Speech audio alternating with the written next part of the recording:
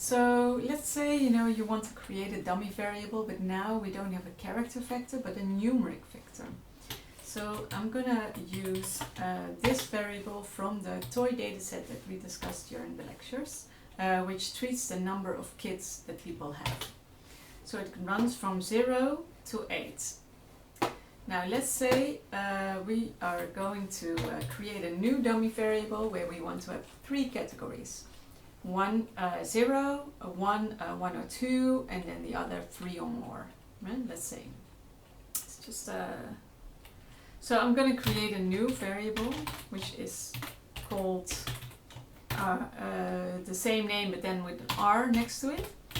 Then from this new variable I'm going to select all those rows where the original variable is 0, and I'm going to label this as 0.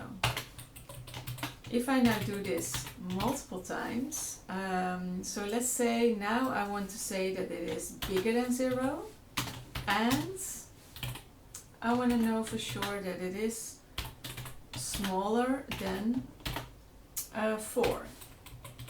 And then lastly, I would like it to be larger and equal sign than 4. Yeah, so I'm not maybe. So let me just make this a 1, and this a 2, and this a 3. So now if we run the table, you see indeed I have 3 numbers. If I make it a cross table, you will see that indeed it contains the categories that we intend to. Now what just happened here? First, we select only those cases where it is 0. So this gives me like a whole list of trues and falses.